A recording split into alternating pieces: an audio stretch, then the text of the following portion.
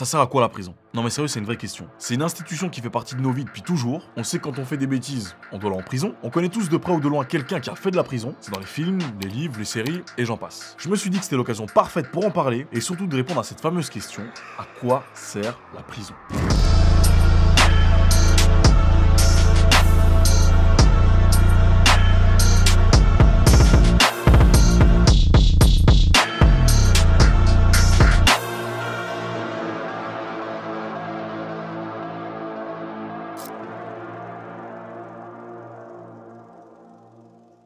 Bon, j'ai décidé de te parler de la prison et du système carcéral européen contemporain, même si j'aurais pu remonter à l'Antiquité. Tout a commencé au XVIIIe siècle. À cette époque, les gens se font arrêter, et pour les faire payer leurs actes, on les punit physiquement, publiquement, on les humilie, ou carrément, on les tue.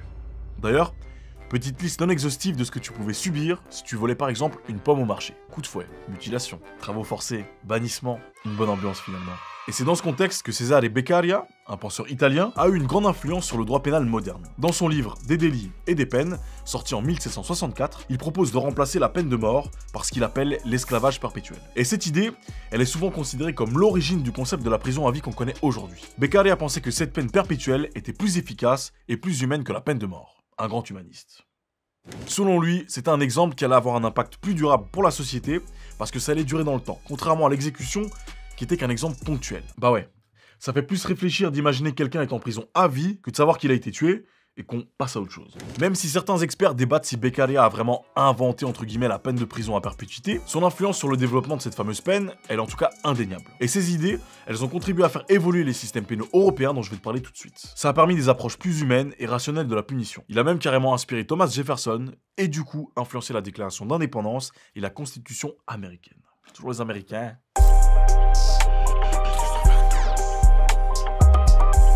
Bon, ces fameuses évolutions dont je te parlais. Dans les années 1800, il y a deux façons principales de gérer les prisons. Le modèle pennsylvanien et le modèle d'Auburn.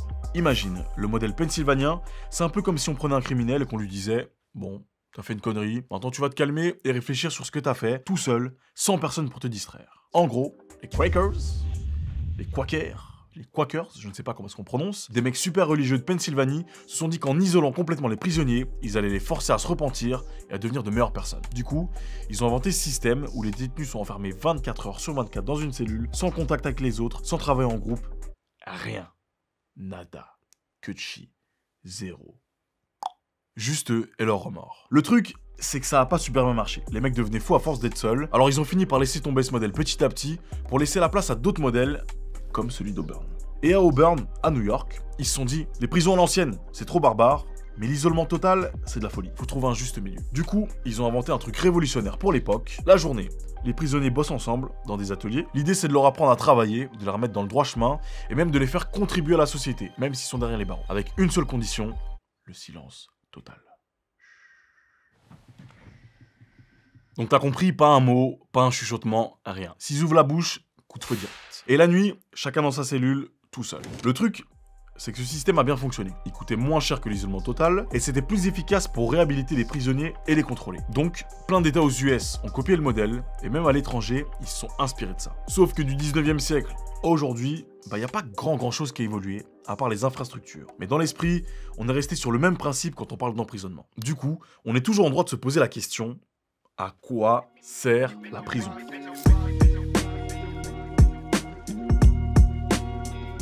À terme, la prison c'est plus juste un endroit où on t'enferme et basta. C'est devenu une vraie machine à dresser les gens, comme dit le fameux sociologue Michel Foucault. Cette transformation, elle crée une institution qui ne punit pas juste, mais qui veut changer les gens de fond en comble. La prison contrôle et normalise les comportements avec des règles strictes. Un des points clés de cette discipline, c'est de surveiller tout le temps. On observe les détenus sans arrêt. Pas juste ce qu'ils font, mais aussi ce qu'ils pensent, leurs habitudes et ce qui les motive. Cette surveillance est partout. En plus, on classe les prisonniers de façon très précise. On les évalue, on les met dans des catégories et on les observe de près. Ça permet de gérer chaque détenu individuellement. Et le but, c'est de trouver les points faibles et les comportements déviants de chacun d'eux pour mieux les corriger. Bah ouais. En fonction de ton profil, ils savent où te placer dans la prison. On sait bien par exemple que les pédophiles sont isolés, ou encore les célébrités, ou même les terroristes. Et dans son ouvrage Surveiller et punir, Foucault parle du panoptique. C'est une prison inventée par Bentham, un philosophe, juriste et réformateur social anglais. Et ce fameux panoptique, c'est un bâtiment rond avec une tour au milieu. De la tour, un gardien peut voir tous les prisonniers, mais eux ne savent pas quand on les regarde. Du coup, ils se tiennent bien tout le temps, juste au cas où. Et pour Foucault, le panoptique devient une métaphore du pouvoir moderne. Un pouvoir qui contrôle non seulement les corps, mais aussi les esprits, en poussant les individus à surveiller eux-mêmes. Et ce système de surveillance, on le retrouve pas que dans les prisons. Foucault dit qu'on l'utilise aussi dans les écoles, les usines, les hôpitaux. Partout où on veut contrôler comment les gens se comportent. Mais bon, à quoi ça sert ? La prison a 3 grands buts selon Foucault. Punir. En enfermant les gens, on leur fait payer pour leurs crimes. Ça fait peur aux autres aussi, pour qu'ils fassent pas pareil. Réparer. Les prisonniers travaillent, c'est censé être pour réparer le mal qu'ils ont fait à la société. Et enfin, rééduquer. On essaye de changer les criminels en bons citoyens. On leur donne des cours, des formations et même de l'aide psychologique. Mais voilà. Selon Foucault, il y a des contradictions dans tout ça. Comment tu veux punir quelqu'un et en même temps le préparer à revenir dans la société? C'est un peu contradictoire. Non? Et puis, ce travail en prison, c'est censé être pour réparer. Mais en vrai, est-ce que ce serait pas juste une punition en plus? Je pose la question. Je la pose, cette question. Je la pose, monsieur. Ou madame. Je pose la question. Je vous ai dit que la question était posée?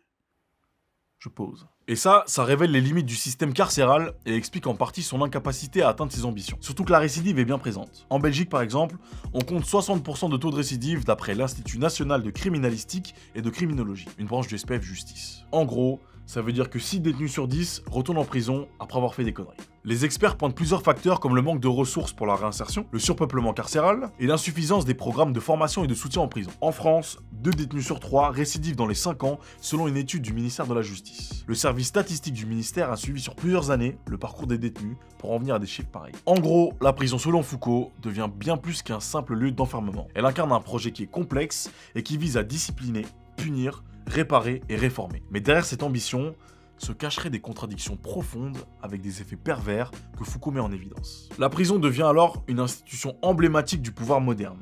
Un pouvoir qui cherche à contrôler non seulement les corps, mais aussi les esprits, tout en prétendant œuvrer pour le bien commun. Pour trouver un juste milieu, il y a des alternatives à la prison qui ont été développées. Est-ce qu'on peut faire autre chose qu'enfermer les gens pour punir, réparer et rééduquer ?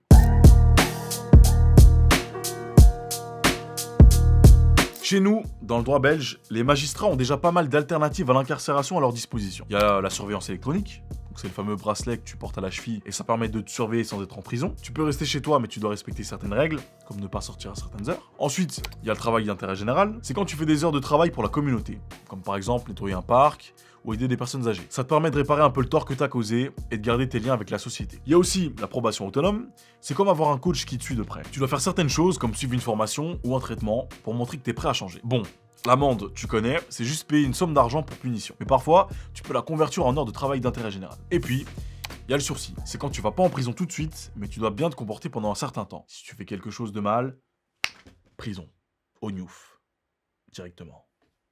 Toi là. Et en vrai, ces peines alternatives, elles présentent plusieurs avantages. Elles réduisent la surpopulation carcérale et ses conséquences négatives. Elles coûtent moins cher à l'État que l'incarcération, et c'est environ 55 000 € par an et par détenu en Belgique. Économie la team. Économie la team. Elles permettent une meilleure réinsertion en maintenant les liens sociaux et familiaux du condamné. Après, il faut noter que certaines mesures, comme la surveillance électronique, ça reste quand même une forme de privation de liberté, même si c'est en dehors des murs de la prison. Et il faut dire aussi que certaines personnes doivent absolument être enfermées pour leur bien et le bien de la société. Au gnouf, j'ai dit.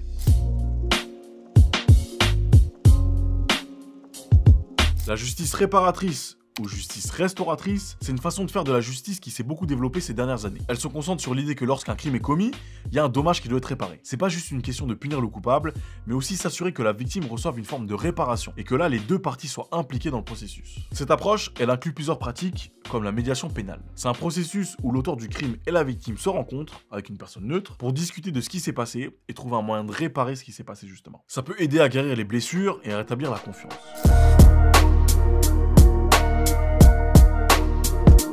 Après, on peut aussi regarder ce qui se fait ailleurs. Il y a des pays où le taux de récidive est plus bas que chez nous. Mais comment font-ils ?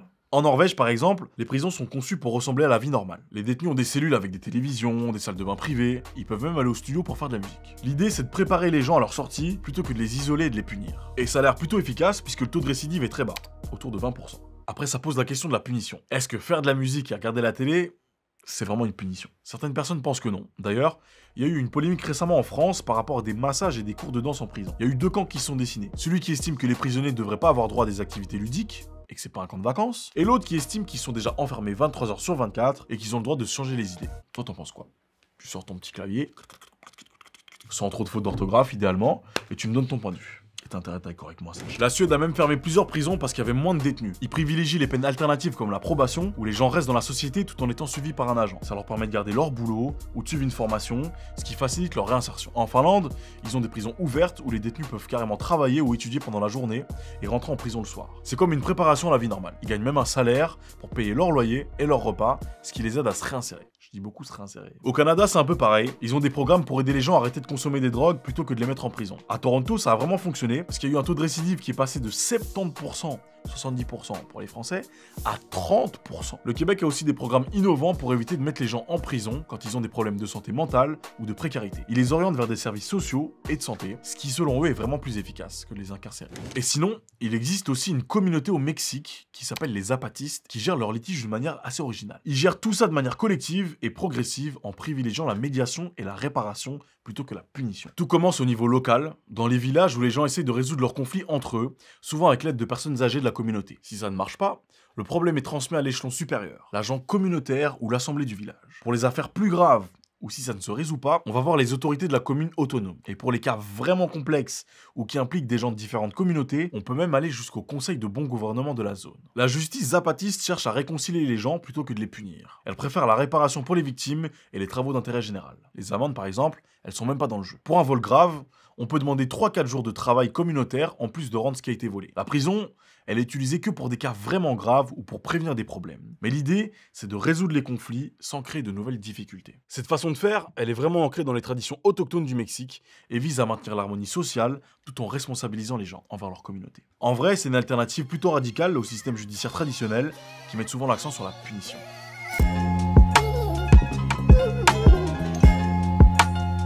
Alors voilà, le système actuel fonctionne pas vraiment bien, qu'on se le dise. Les prisons sont surpeuplées, et les gens qui en sortent ont souvent tendance à y retourner. Et c'est comme si on les préparait pas du tout à reprendre une vie normale. En Belgique par exemple, ils ont essayé de moderniser les prisons et de mettre en place des programmes pour aider les détenus à se réinsérer. Mais ça suffit pas encore. Il y a toujours trop de monde. Mais en même temps, il n'y a pas de solution miracle qui va tout résoudre d'un coup. Donc on peut encore se poser la question, à quoi sert vraiment la prison? Est-ce que c'est pour protéger les gens des criminels? Pour que les victimes se sentent mieux? Ou bien pour que les gens payent leurs dettes à la société? Mais qu'est-ce que ça signifie vraiment de payer sa dette? C'est un peu comme le débat sur la peine de mort. Ça nous oblige à réfléchir à ce qu'on attend vraiment de notre système de justice, de notre société, et si on veut vraiment empêcher les gens de recommencer, il faudrait peut-être repenser complètement les prisons pour qu'elles préparent vraiment les gens à revenir dans la vie normale. Et en fin de compte, c'est surtout une grosse question de société. Donc j'ai besoin de ton avis. On se retrouve dans l'espace commentaire, et tu me donnes ton point de vue. Allez.